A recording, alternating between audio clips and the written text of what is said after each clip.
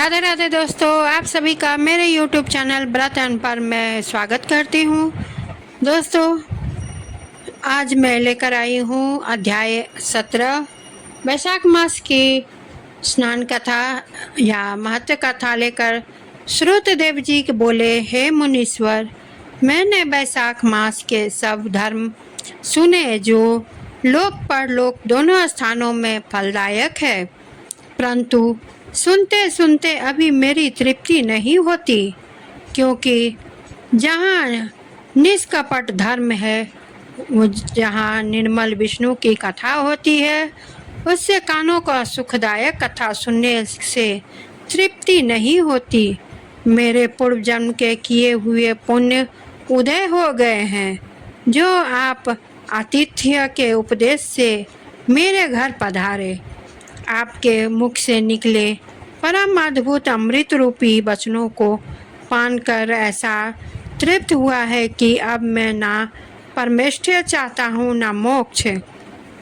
अतएव मुक्ति के दाता विष्णु भगवान को प्रसन्न करने वाला दिव्य धर्म का विस्तार पूर्वक वर्णन करिए। राजा के इन वचनों को सुनकर महाशास्त्री श्रुतदेव जी अति प्रसन्न हुए और फिर शुभ धर्मों को वर्णन करने लगे। श्रुतदेव जी बोले, हे राजन, मैं पाप को नष्ट करने वाला एक कथा फिर कहता हूँ, तुम चित्त लगाकर सुन। यह वैशाख धर्म संबंधी मुनियों द्वारा प्रसिद्ध है।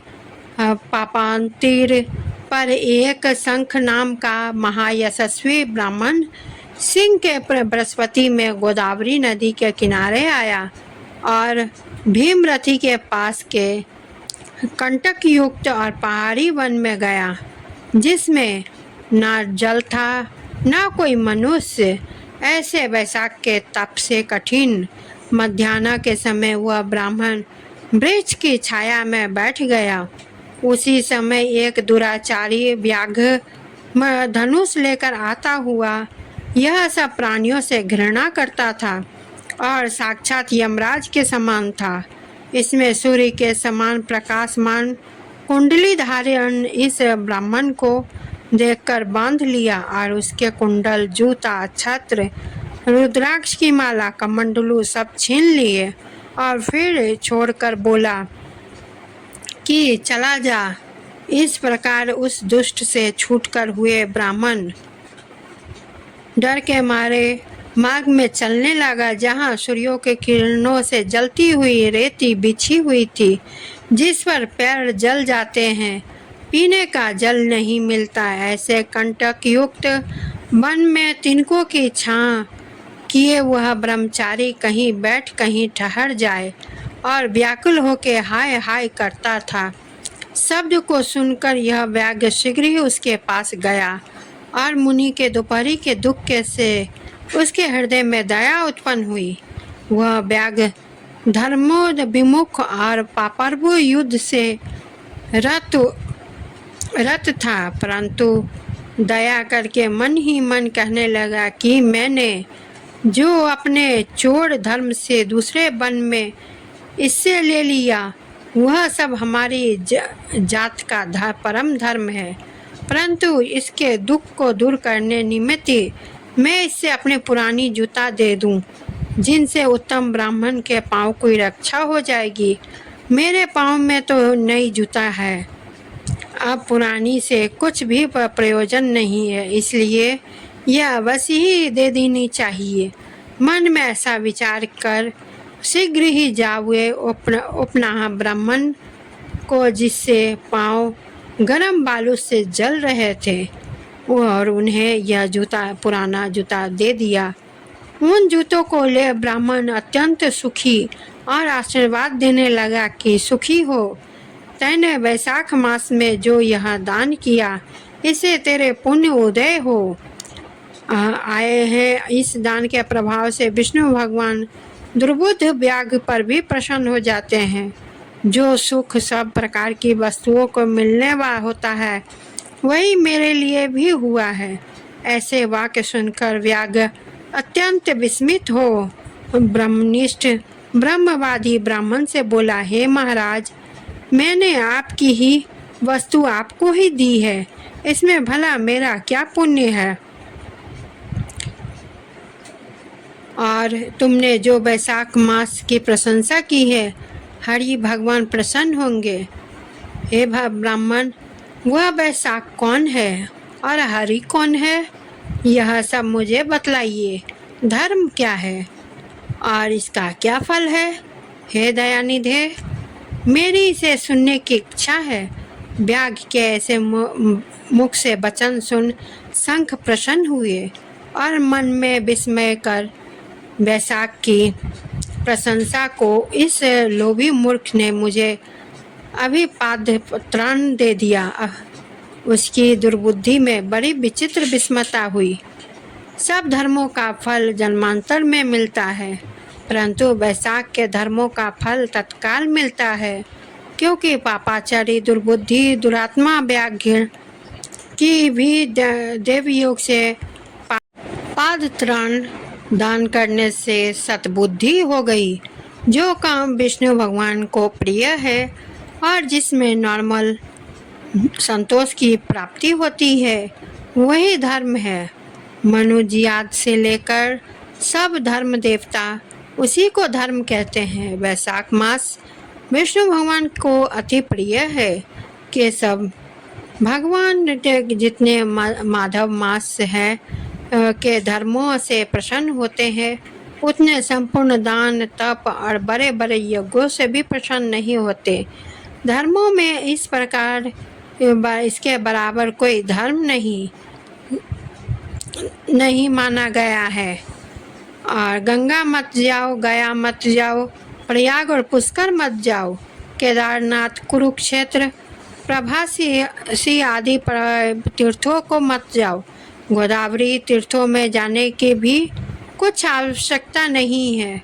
वैशाख के धर्मों को निरूपण करने वाली कथा रूपी नदी में जो कोई स्नान करता है, विष्णु भगवान उसके हृदय में विराजते हैं।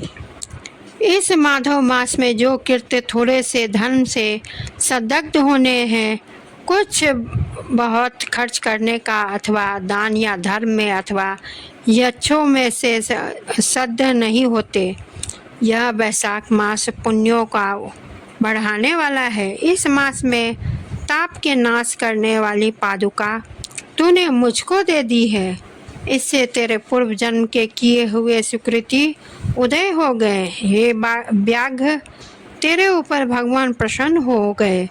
अब तुझे कल्याण की प्राप्ति होगी, नहीं तो तेरी ऐसी शुभ बुद्धि होनी कठिन थी। जब मुनीश्वर ने ऐसा कह रहे थे तो उसी समय मृत्यु द्वारा प्रेरित बराबली सिंह व्याघ के वध के लिए क्रोध विगल हो दौड़ता आया।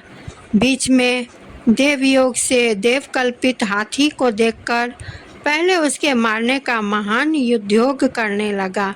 उस वन में उन दोनों सिंह और हाथियों का ऐसा घोर संग्राम हुआ कि दोनों थक कर गिर पड़े, युद्ध त्याग दिया और दोनों एक दूसरे को देखते रह गए। और इधर मुनीश्वर ने जो कथा व्याघ को सुनाई, जो सब पापों का नाश करने वाली है, देवयोग से उन दोनों ने भी यह कथा सुनी, जिसके सुनने से ही उनके शरीर निर्मल हो गए और सब पाप जाते रहे।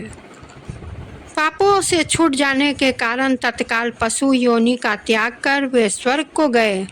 दोनों को दिव्य देह मिली और सुंदर सुगंधित चंदन आदि से लेपित हुए। दिव्य विमान में बैठे, जिनमें देवियां सेवा करती जाती थी, वे दोनों सिर झुका हाथ जोड़े खड़े थे। धर्मोपदेश मुनीश्वर मार्ग में व्याघ के लिए ऐसा वैभव देख विस्मित हो पूछने लगे, तुम कौन हो? तुम्हारा जन्म दुष्ट योनि में क्यों हुआ है और अकारण ही इस वन में एक दूसरे को मारने को क्यों उद्यत हुए? तुम्हारी मृत्यु कैसे हुई? हे निष्पापे, सब कथा विस्तार पूर्वक मुझे कहो। मुनि के ऐसा कहने पर वे कहने लगे, मतंग मुनि के दंतिल और कोहाल को 2 पुत्र हुए। सांप के दोष से दंतिल और कोहल ने ये दो नाम हुए। रूप यौवन से संपन्न संपूर्णा विद्याओं में शारद, इसमें धर्म और अर्थ में निपुण हमारे पिता ने हमसे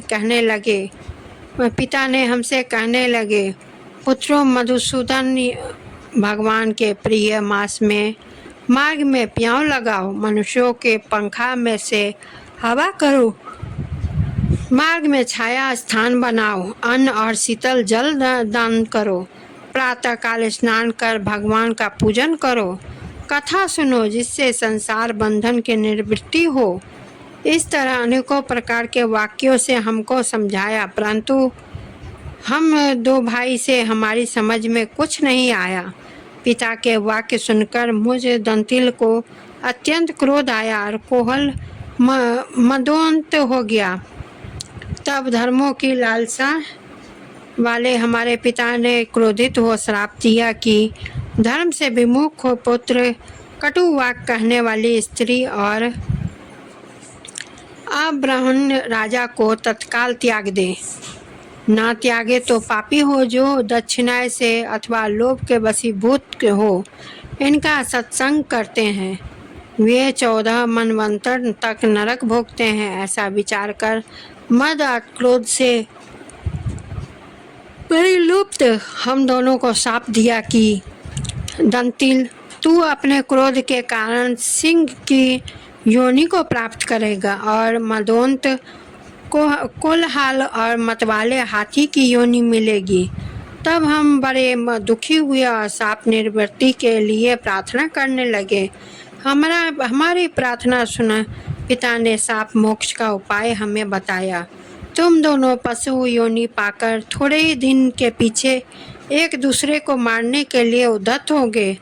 उसी समय व्याग और संघ का वैशाख विषयक संवाद देवयोग से तुम्हारे कानों में जाएगा। तब तत्क्षण तुम्हारी मुक्ति हो जाएगी और साथ ही साथ से पूर्व रूप धारण कर मेरे पास निवास करेंगे। मेरा वचन मिथ्या नहीं। पिता के हिसाब से हमको पशु योनि मिली थी। आपस में एक दूसरे को मारने की हमारी इच्छा थी। देवयोग से यहाँ चले आए और आपकी दिव्य कथा सुना।